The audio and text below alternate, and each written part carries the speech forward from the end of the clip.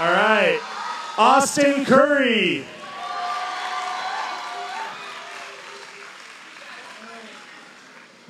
All right, we got Busy Mosher.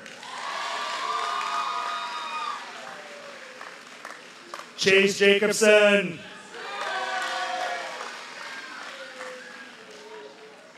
Coretta Hedstrom.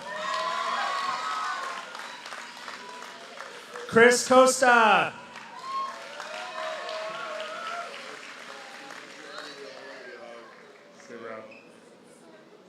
Danielle Freer.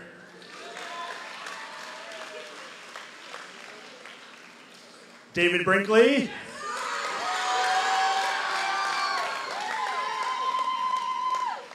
Denise Salavaria. That moment when you realize you haven't said their last name ever because you never called them by their last name. Elena Perez. Evelyn Vang.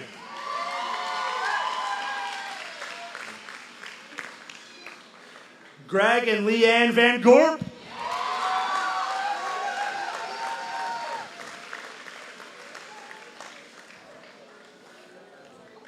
Hannah Wandling.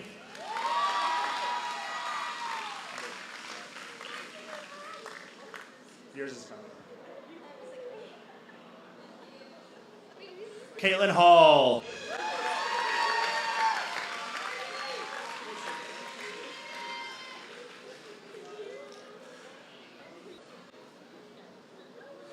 All right, Naomi Martin. Nathan T. Summers.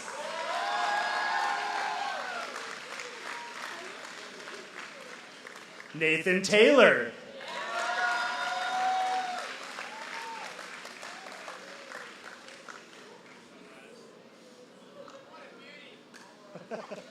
Parker Mansour.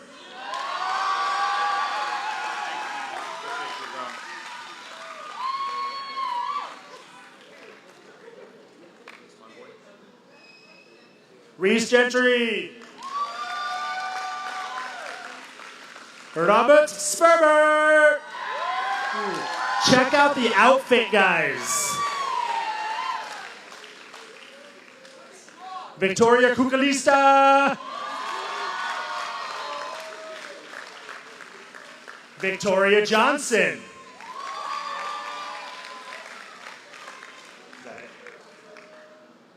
Madison Tackett.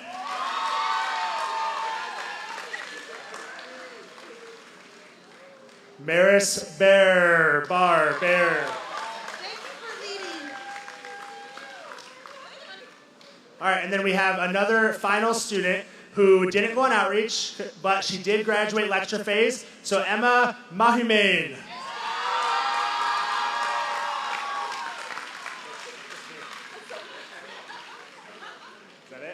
All right. Again, congratulations, guys. And presenting one final time to you, the Fall 2021 SOMD. Give it up.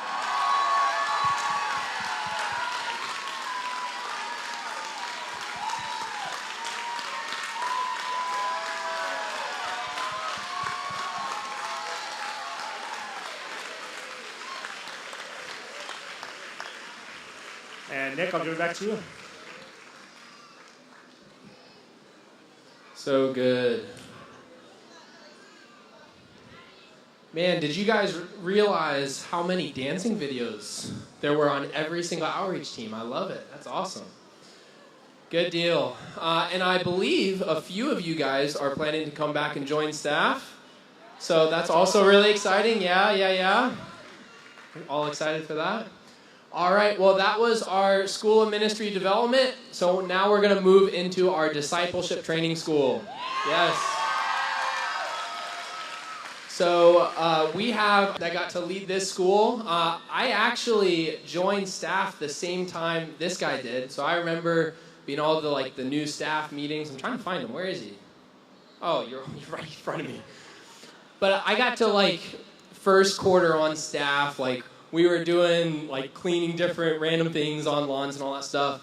But something I love about Hans, so early on, you could just tell that he was someone that came here to pursue the Lord, and he didn't want to sell anything short. Like, he wanted to come and get everything out and just be obedient of like, God, wherever you want me, I'll serve there and do that. And it's so cool to see, because I believe through his leadership at this school, you can see aspects of that passion in the students. And so I'm really excited for you guys to hear the testimonies and the stories of this school. But first, we have Hans, who's going to share a little bit about TTS. So give it up for Hans.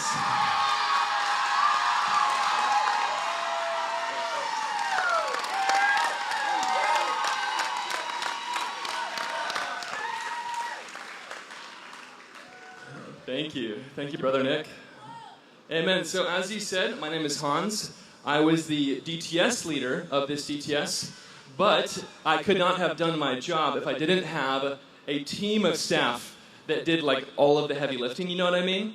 And so if you were one of the staff that staffed this DTS, would you stand to your feet? Come on, yeah, give a clap for them. Amen.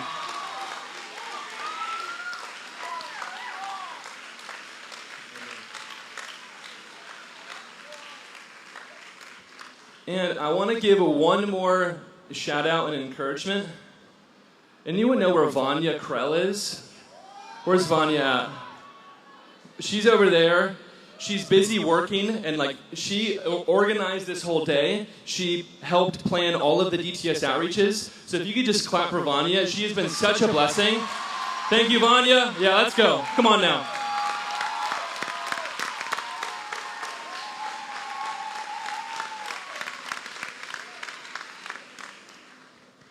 So I'm going to take a minute to quickly explain what this thing is, this DTS as we call it. So in 1960, it was uncommon for young people to go on missions trips. And there's a man named Lauren Cunningham, there's books about him, I encourage you to read those, who believed and got a vision from the Lord that young people should go into the nations and preach the gospel, versus just pastors who had degrees and had been to seminary, that a young person with their heart burning for Jesus, with the words of the gospel on their tongue, can bring the light of the gospel to the nations. And so in 1960, the DTS started, which is a sort of boot camp that kind of gets you ready, gets you fired up for something like the School of Ministry Development. And so the kind of way it functions in a lot of ways similar to the SOMD, in that there are 12 weeks full of modular teaching, as we call it. And there's weeks on hearing the voice of God, on evangelism, on the Father heart of God, all so that these young people who are fiery for Jesus, who are your neighbor, who are sitting next to you, who are your son or your daughter, can get equipped to take the good news of the Father heart of God to the nations, so that they can teach people in the nations how to hear the voice of God. So each teaching's purpose is so that these young people can be the solution to those 2.2 billion people who are living and dying without the gospel. Because if we don't all serve in some way to be a part of that solution, then we could be losing people that are part of our family. Revelations 4 shows every tribe, every nation, every tongue in the throne room worshiping the Father. And we want to be a part of the solution and seeing every single person in there, right? Or in every nation. And so you guys know this. These are your sons, these are your daughters. And it's been such a blessing getting to be a part of this thing called DTS. And other things in the schedule to serve this purpose is we have like intercessory prayer, where we spend time praying for the nations. We have a teaching time on Fridays where we practice sharing the gospel. All of this so that more people in the nations can meet Jesus. Because the first 3 months is called kind of campus phase, and it focuses on getting to know God so that in the next 2 months you can make God known. And so that's a little bit of what the DTS is like and how it's structured. Because there's people that need Jesus, people that we know, people that we work with, maybe even family members. And what a beautiful opportunity to do something like a DTS so that you can get the training needed to go and share the gospel with that person, to show them who Jesus is. And so, with no further ado, we're going to hear a testimony from a DTS student who did that very same thing. And so if you could clap for Colette.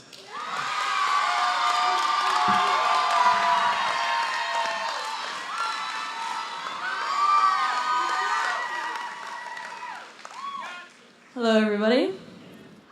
So I'm just going to get right into it. I've grown up in a broken family, Yet my mom, she did everything she could to raise her family for Jesus despite our circumstances. But throughout the years leading up to right before my DTS, I struggled with countless things. Depression, anxiety, abandonment, self-harm, self-hatred, suicidal thoughts, eating disorders. And recently I began to question my sexuality. In all of its bulky heaviness, I tried to suppress these struggles so much that they only would later lead me down a deeper, darker path. That time came. In fact, less than 2 days before starting my DTS, I got caught in the act of adultery with a woman that I had become best friends with. At that moment, my life shattered. Every single struggle I had ever dealt with come rushing back to me. I couldn't breathe. I just wanted it all to end. I felt as if I had pulled the last straw with God. I had done the unredeemable. I never thought that I would ever be able to give love again, much less receive it ever again. I had a choice to make. To give up or to fight. And well, I decided that I was already fully funded for DTS, so I was going to go. I was going to fight. I was ready for change. I couldn't live like this anymore. God was going to have to give me some kind of hope during this season, or I was done altogether. In my desperate surrender and willingness to change, God exceeded my expectations.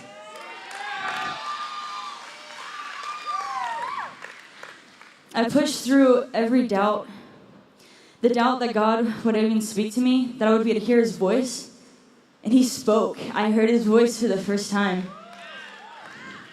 He told me all about the impact of my testimony, the joy that he was going to give me, the restoration I was going to experience. That was when I had received the hope I needed to keep going.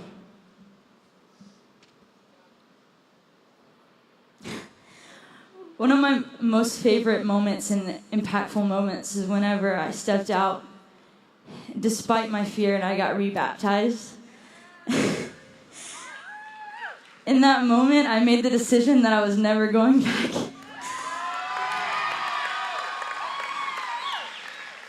The shift in my life was drastic. My head-to-heart connection with Jesus finally clicked. That day, I felt God's supernatural. God didn't just give me hope. He has redeemed every sin and failure. He has renewed me. I am no longer weighed down by shame and guilt. I am free. I'm light. I have purpose. I belong to Jesus. My old life is dead. My new life has begun. I have a future with Jesus. I have a personal, real relationship with Jesus. I am able to receive love from Jesus, which then taught me how to love him and others. God didn't just stop there, though. He didn't